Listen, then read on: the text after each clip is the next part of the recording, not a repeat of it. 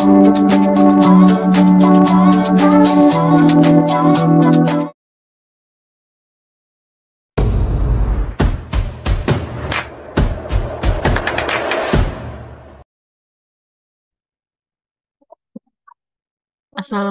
warahmatullahi wabarakatuh.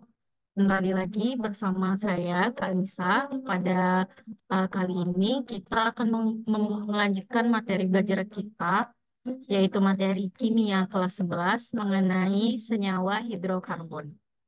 Oke, yang pertama, apakah kalian pernah mendengar tentang hidrokarbon? Hidrokarbon, kalau berdasarkan namanya nih ya, hidro dan juga karbon, yang dia itu terdiri dari senyawa hidrogen dan juga senyawa karbon. Nah, salah satu contoh sederhana yang bisa kita lihat dalam kehidupan kita, yang merupakan salah satu contoh dari senyawa hidrokarbon, yaitu ketika kita uh, membakar sate atau jagung dalam waktu yang cukup lama, maka warna sate atau jagung tersebut akan berubah menjadi hitam. Nah, warna hitam yang muncul dari proses pembakaran sate atau jagung itu adalah arang atau berupa senyawa karbon yang berwarna hitam. Jadi, di dalam sate ataupun jagung, dia mengandung atom, yaitu atom karbon.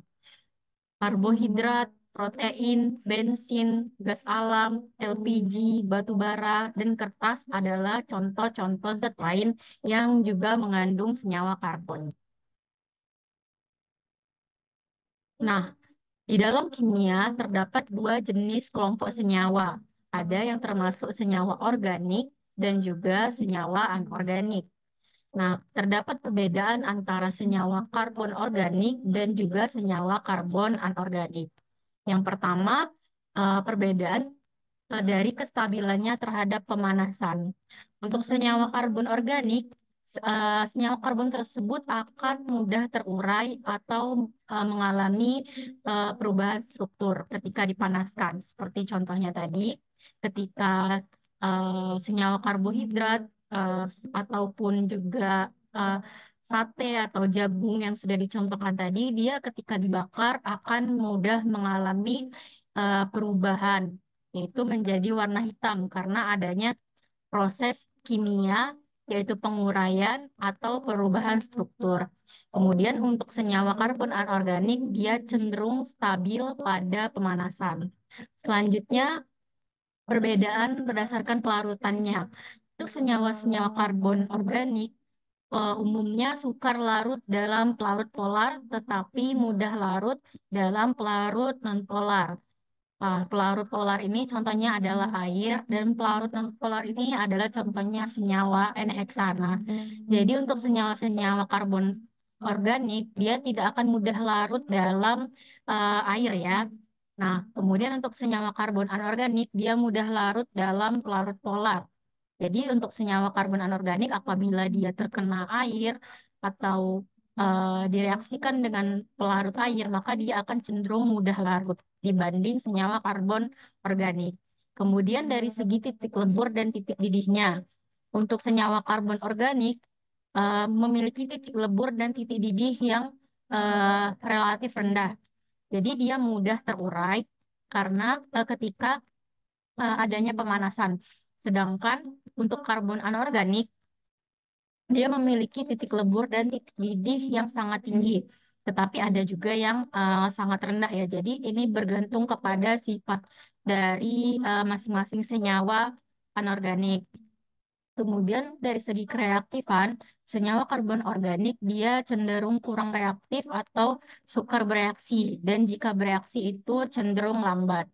Nah, sedangkan untuk senyawa karbon anorganik, dia sifatnya cenderung reaktif dan reaksinya itu berlangsung cepat. Nah, kemudian untuk dari segi strukturnya, dia untuk karbon organik, dia mempunyai rantai atom karbon. Nanti kita lihat ya setelah ini.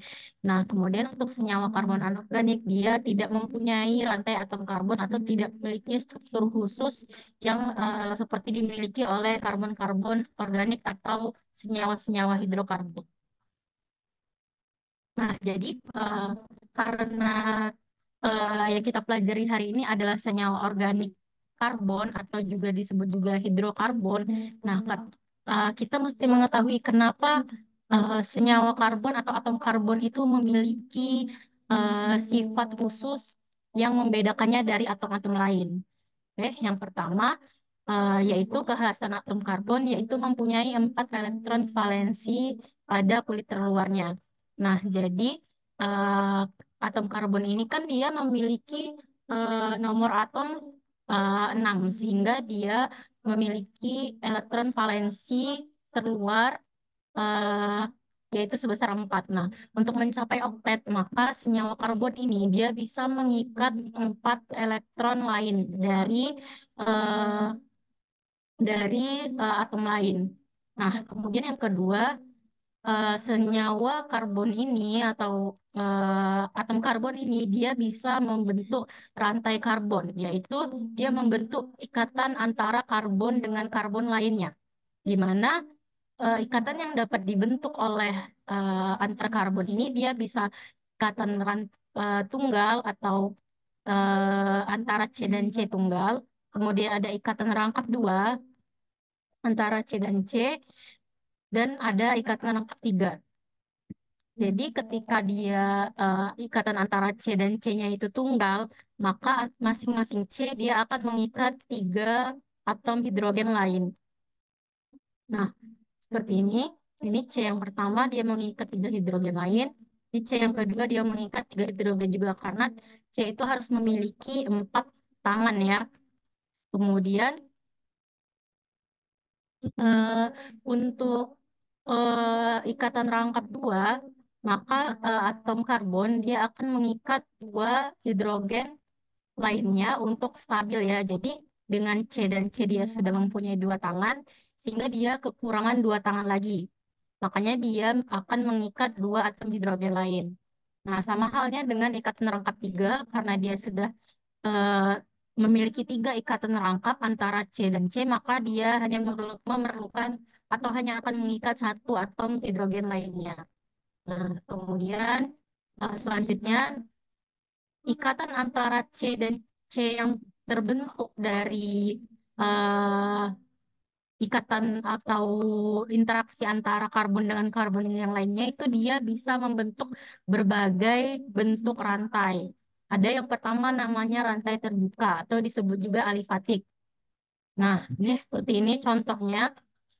Nah, kemudian eh, ini dia rantai terbuka, tetapi dia memiliki cabang di sini atau disebut juga alkil.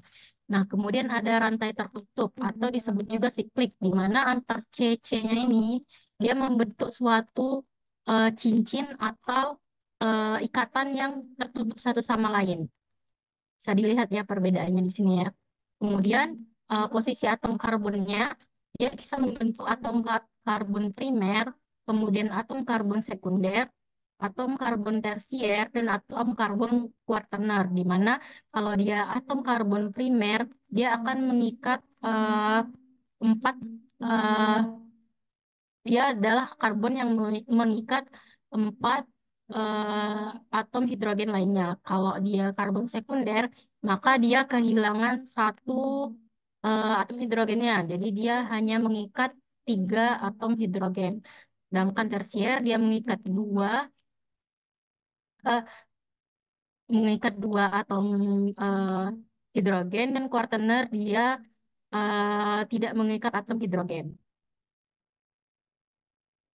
Nah, kemudian berdasarkan rantainya, nah, hidrokarbon itu dibagi menjadi alifatik dan siklik, di mana alifatik ini adalah rantai terbuka dan siklik ini adalah rantai tertutup.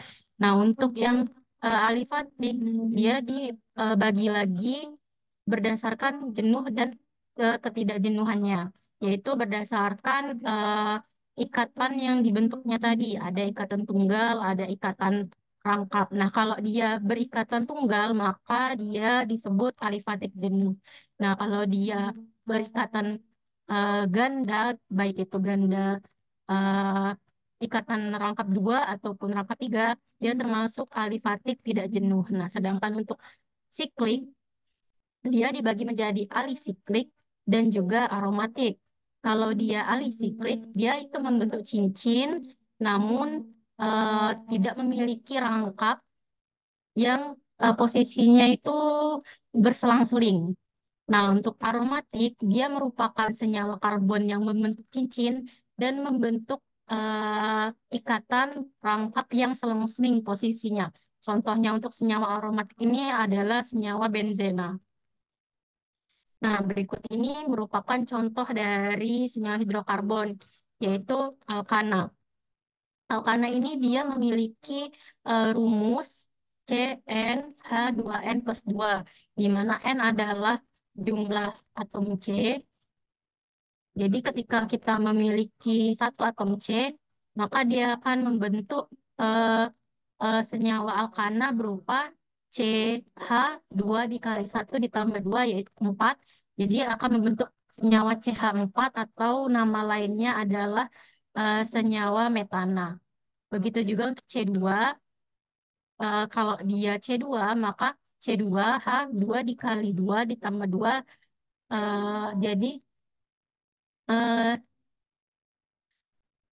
C10 atau C2H10.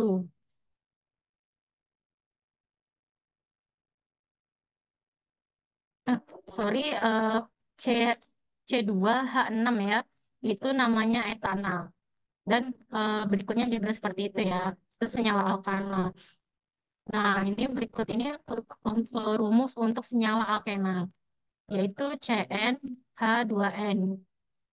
Jika N-nya itu 2, maka dia dikali 2, jadi C2H4, dia membentuk senyawa namanya etena. Nah, berikut ini untuk nama-namanya ya, penamaan kalau dia alkena, maka penamaannya pakai belakangnya ena. Kalau dia alkana tadi belakangnya ana.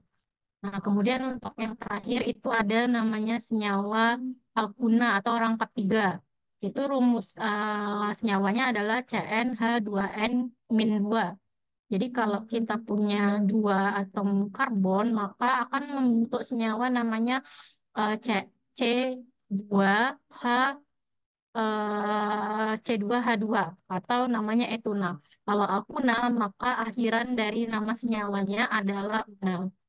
Itu ya, yang perlu kalian hafal itu biasanya C dari ini ya jumlah C-nya 1 sampai 10 aja yang sering keluar di ujian.